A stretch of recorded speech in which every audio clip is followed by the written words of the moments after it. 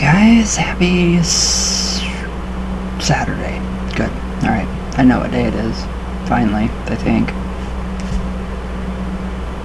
It's Saturday. Alright, so let's go right back into, so yeah, they have completely gone out of, court. They settled out of court and had to pay all the fines, the Cardells, which is hilarious. I mean, what court's gonna humor that? Well, now they will, because, it's religious protection. So yeah, anyways, up here on top, go to mrgamer.com, punch in my code, Ryan, with an E, all cap locks, and you get 10% off your store-wide purchase. Alright, so, the coven was made up of both, what is that word? Landowners, yes, landowners, and agricultural workers, which follows the social pattern found in other old craft traditions. So it's basically focusing around, the whole entire, basically cane, like the farming and, the blacksmithing and all of that stuff. So the agriculture, and, we went through the myth of Cain killing Abel, and that was the beginning of, civilization, which is not very civil, but agricultural. So, alright, now, the members who were poor farming folk wanted nothing to do with other witches. Well, yeah, I mean, who would? The other ones probably thought they were better than the poor ones, and, had better tools and nicer ritual attire, which is ridiculous. So, I want to point out that there is one person that I am so proud of right now that does not need tools or anything that they have, or anything that I have, or you have, or, the person watching this, any of us. And that is my sister, Kim. She is so amazing. I just had to shout her. I just had to give that shout out because you are so amazing, manifesting basically the way we do in traditional witchcraft without the tools. So, I love it. I love you. Alright, now this faction was annoyed that Monica English had joined Gardner's coven, as they did not think he was a real witch. I don't think he was either. I think he was just pretty, I don't know, just out there. Really out there. Forlorn. He was, yes, he's wayward. Very wayward. Like the commercial with the wayward pinky. Your wayward pinky is grotesque. That's what I think of Gardner. He gives me a gross feeling. Alright, now Berland said he had been found... Berland said that Monica English made the rather wild claim that the Norfolk Coven had been founded in Saxon times and had been practicing in an unbroken line in the area ever since. Within traditional witchcraft, there are so many origin myths. It's hard to even, pinpoint, who said what, who did what, where we came from, etc., so on and so forth. Alright, again, in such origin myths, origin myths are not uncommon in the old craft. But now, interestingly, Cotty Berland mentioned that the Norfolk Coven used a gray goose feather as its symbol. Now, in a book called Tales of the Fens, a folklorist recounts a story told to him in 1963 by a local man called William Barrett. Now, the story, in turn, had been told to him by a man called Schaefer Legg in 1900. Now, in ancient times, the Fenmen banded together and formed a secret society known as the Brotherhood of the Grey Goose Feather. This is really interesting right here. I think this is really cool. These people did that, and they went to the aid of everybody that, sent their sign that they needed help or assistance. It was pretty amazing.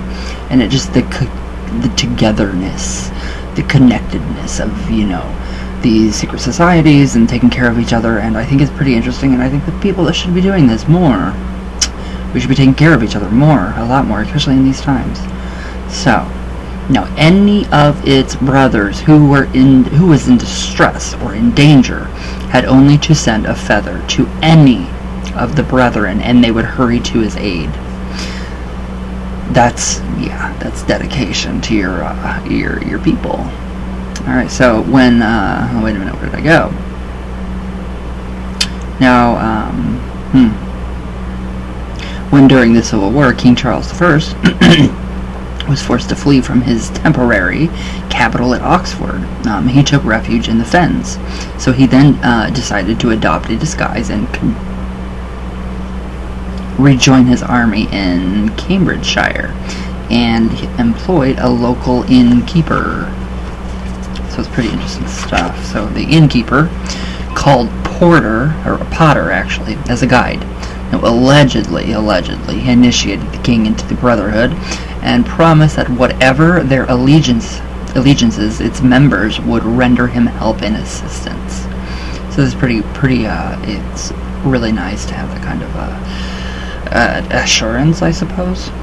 So, while they were journeying to Huntingdon, the two men were stopped by a patrol of Roundhead soldiers.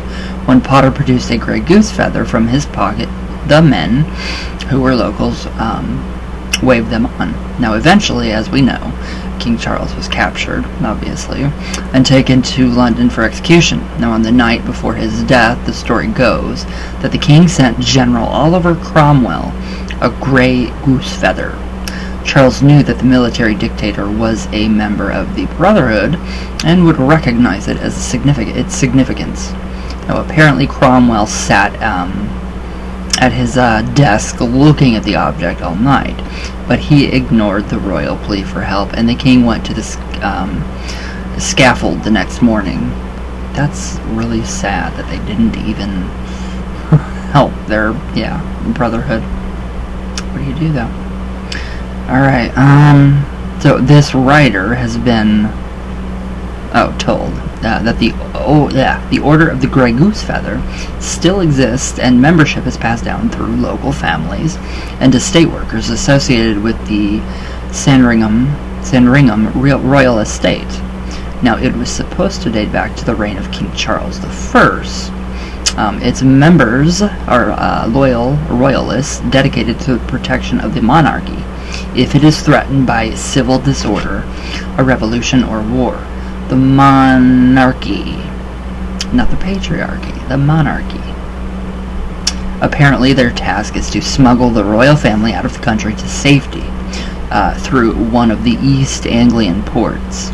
So he says here, my informant said that he had learnt this information while working for civil defense, and as a result had met a man with close links to the Sandringham royal household.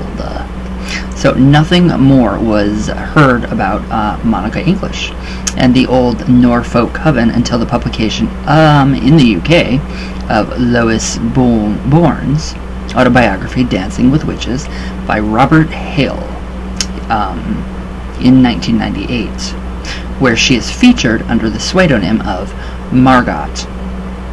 Margaret, or would it be Margot? I don't know. Now, Bourne, nee Lewis Pearson, had been a leading member of Gardner's Coven in the late 1950s, and after his death in 1964, she briefly served as its high priestess. Now, as a member, Bourne met Monica English, and they became friendly. So, really interesting. Really interesting. Why would you initiate somebody into your brotherhood, your brethren, or whatever, your, sort of a coven, and then, not come to the aid when they produced the Grey Goose Feather? I don't get it. So, but it is really cool to see how people actually, the old craft covens, how they take care of each other, and still to this day they do take care of each other. And it is just, it's beautiful. It's a beautiful thing to see how, a tight-knit community, family it is. But I see that with, just everybody, all of these people, like right here on Ouija Pop, we take care of each other, we're here for each other, we have compassion and love for each other and words of wisdom. So it's kind of the same, but it's not. So initiation versus non-initiation, and then all this. So.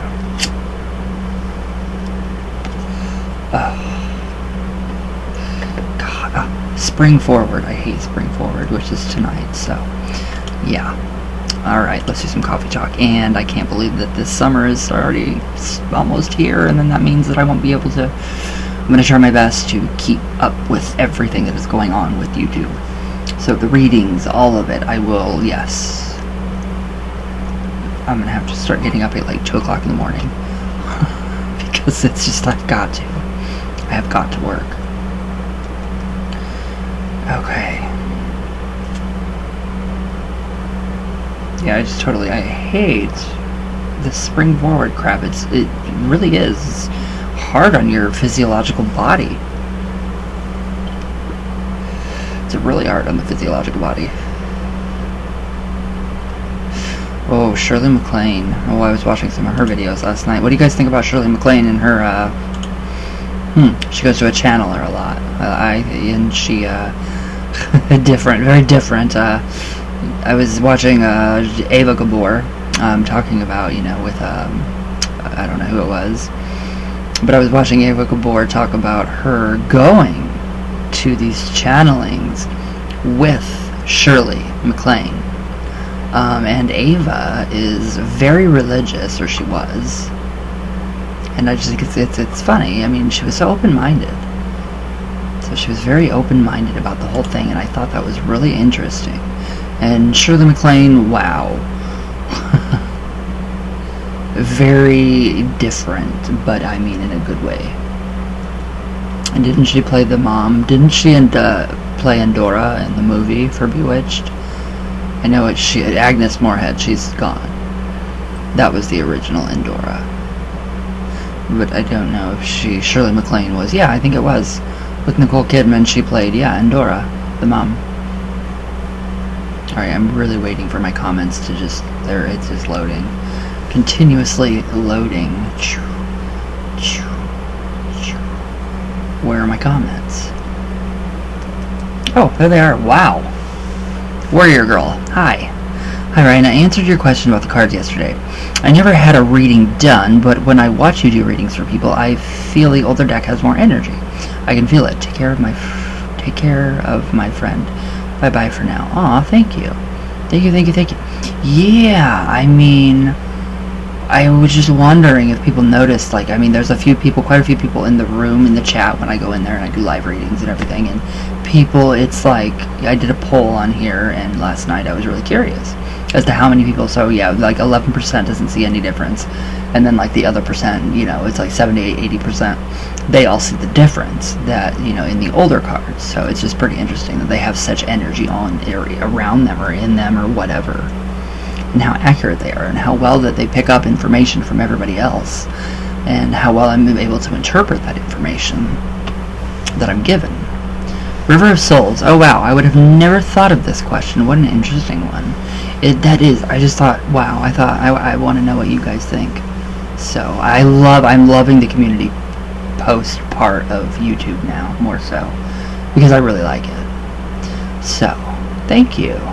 I was just really curious. I was like, that's a really very, very intellectual, good question. That's what I thought to myself. I was like, does that even make sense? No, it doesn't. Kinda, maybe. Tina J, 126, right on. I'm glad they won in court and got court fees paid. Yes, that's crazy. That is crazy, though. Oh, sorry, guys. Heart. I forgot to heart comments. I love you guys. Azazel Power. Gustavo. Always. Gustavo, I've been praying to Azazel for you and for me every night. And today, when I went to the mountains, I prayed for you and me again. Aw, really? You go up into the mountains? Ooh, that would be really interesting. What do you do? I mean, that sounds really fun. Really fun. Natural Spirit. Oh my god, it's been years. Hi, Ryan. Hi. How are you? It's been years since I've seen you. I know. How are you? I'm well. I am alive. I'm here. I'm well. Hey, I seen the Hat Man last month, 2 times looking at me 1 foot away. The Hat Man? You mean Slender Man? The creepy pasta? I don't believe in Slender Man. I don't believe in those stories. It could have been a manifestation of the Man in Black, which would be from, that's the only thing I can think of would be the old craft. So, okay, so last month 2 times looking at me 1 foot away. Do you know what this entity or what this is, please? How... Wait, wow, you put on some pounds. I did! Looks great. Thank you. I'm in Germany. I don't know if you remember me years ago. I'll see you next time you come on. Take care. I remember you. Of course I do. I remember everybody on here. I don't know how and I don't know why, but I do remember you, and I love our conversations because they're so intellectual.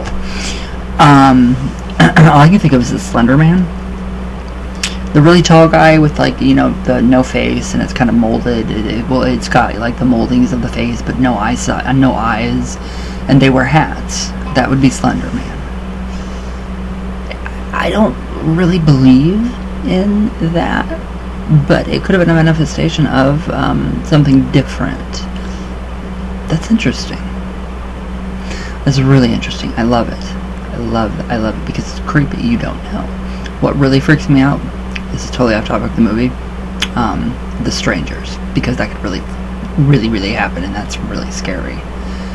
Whew, it's really scary. It's like, I live out in the middle of nowhere. Who's going to appear at my door at the middle of the night with a mask on? And hopefully nobody with a bunny mask, because they'll get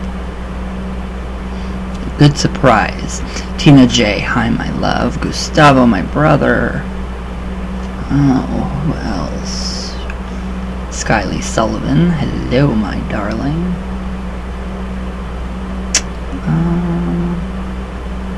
Sheila Nagel, Witchy Boy, Warrior Girl. Excuse me.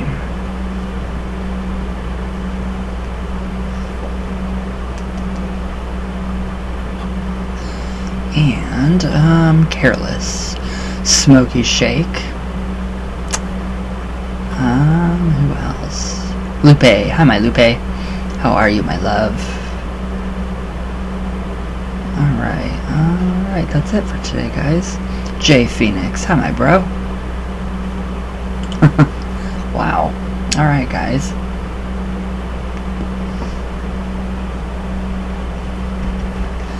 Very interesting old craft stuff.